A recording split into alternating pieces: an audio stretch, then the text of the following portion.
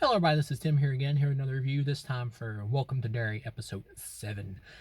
Now, Episode 7, I'll say, from 1 to 5 stars, I'd give it a 4.5. I thought this was a really great episode. I would say it's probably my favorite episode.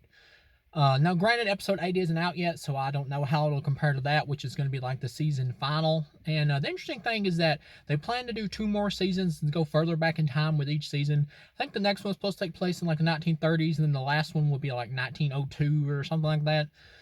But, so this will be the last time we see these characters, for better or worse. And there's been some speculation on some of the characters about how they'll turn out. I've heard fans online talk about how they think the Lily character will actually end up being Beverly Marsh's mother or whatever, but then she'll end up like committing suicide in the nut house when she's older.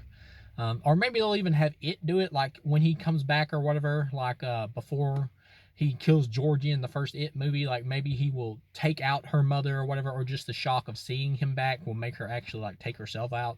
It's possible they could do that. They could do like a time skip at the end of this episode, or the end of the final, I mean, and actually show that, and that the Marge character will end up being like the mother of the Richie character, and she'll name her son Richie after her first love, really, which is the Richie character in this.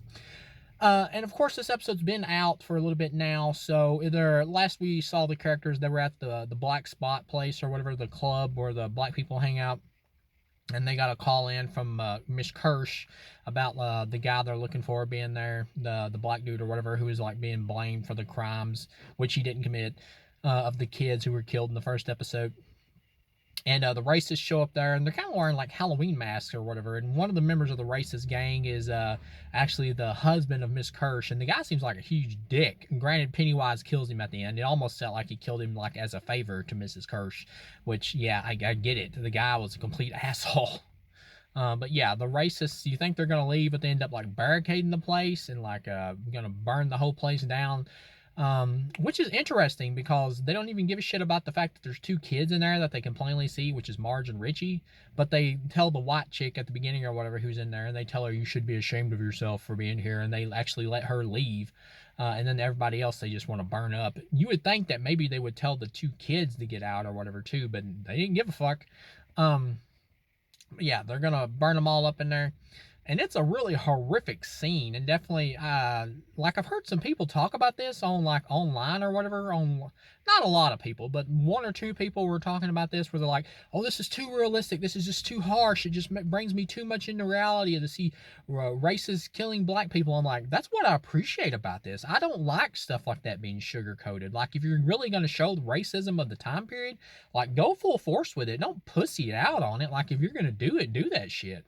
Like, I will say, they call the black people coloreds or whatever in this. It would be more realistic if they said the N word, like if they said the word nigger. I mean, it would, but I get why they don't use it or whatever, because the word has kind of been beaten to death in media. So at the same time, though, I do think it'd be more realistic if they did use it.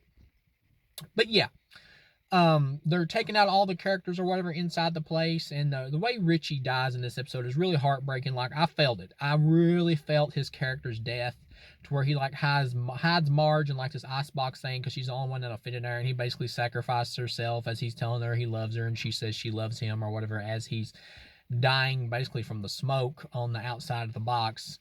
Really sad. Definitely the saddest thing I've seen of the whole show up until this point. And then Dick Halloran's character, he like uses a ghost or whatever to like try to help him figure out a way out of there, and he helps most of the or some of the characters, not most of them die, like get out of there. And then Pennywise shows up there, and is like he there's this kind of funny, darkly comedic, funny scene where he's like reaching down for this woman, and he's like, "Come with me, I know a way out." And he grabs her hand, and of course you see him later, and he's like ate part of her face, and he looks over at the one of the kids, and he's like, "Do I have face on my face?" That was actually a pretty good impression. Yeah, if I do say so myself. But yeah, Bill Skarsgård does a great job here, and we see more about like the human version of it or whatever. That was Pennywise, I mean, that's also played by Bill Skarsgård. He gets led off into the woods or whatever by this little boy who we also know is it, acting like he wants him to help him find his family. But he sees what he does and how the children are attracted to him and everything, and he basically just wants to take his identity, is what it is. And then Mrs. Kirsch is like at the end of it or whatever, where of course she was in on everything, getting all this going so she could draw Pennywise out, so she could meet her who she believes believes is her father. And like Pennywise is talking to her, and she gives him a hug or whatever, and he wants to eat her. You can see it in his face, but he resists. He doesn't do it because he actually does legitimately appreciate her help and what she's done for him. He does appreciate it. You can tell by the way Bill Skarsgård plays it that he does appreciate her. But he's getting ready to leave, and then she's like, no, don't go. And then that's when he kind of gets ticked off a little bit. And she's like, you're not my father. Like, she realizes he actually isn't her father, which is like, it's kind of too easy that she realizes he isn't her father at this point, because I'm like, well, duh, it's obvious that he wasn't actually your father. But Pennywise is still trying to like manipulate her or whatever. He's like, no, I'm Pennywise, you're dancing daddy. It's pretty funny. He's still trying to convince her that he is her father, because that's what they've done for so long. He's manipulated her for so long with that.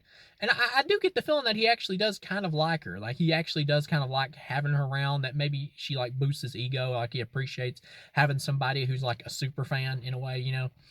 But then he's like, he just gives up on trying to come up with something. He's just like, I ate him. He's like talking about her dad. He's like, I ate him. And he goes, but he's inside in me. He's still here. But she's still freaking out. So he shows her the deadlights. So he still doesn't kill her. He just like puts her in a trance, basically. And she's being hauled off at the end. We get to the end of the episode, and we find out the military, like the general or whatever, is actually going to like, he doesn't want to like use Pennywise to like kill enemies of the United States. He basically just wants to unleash him on the United States and take away the pillar things or whatever that are keeping Pennywise like chained in Derry. He wants to get rid of him to unleash him upon the United States, to give people something to like rally against, like one goal to like be afraid of or whatever, to basically keep them in line, which is like a social commentary on like nowadays or whatever, probably of like how Trump like tries to make everybody like afraid of immigrants and all that, to give them one thing to be afraid of, to try to unite everybody against something common, like a scapegoat or whatever.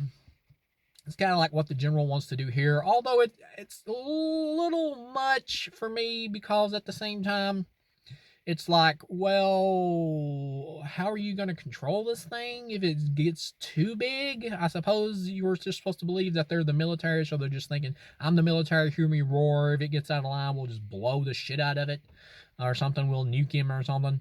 But yeah, and then it gets to the end of the episode, he's getting ready to hibernate. But then he gets awoken because one of the pillars, like pieces, get destroyed. And then he wakes up, and he goes and like captures the Will character. I believe it's Will, as the little black boy's name, who's like the child of the military dude. But anyway, yeah, he captures him with the deadlights, like puts him in a trance, and that's where the episode ends. Yeah, overall, this was a really great episode. I would say this is my favorite of the series so far. This is, if they can stick the landing with the last episode, this will be a great show, like as a whole, like a great season as a whole, if they stick the landing with the last episode. So, thank you guys for watching, and I'll see you again.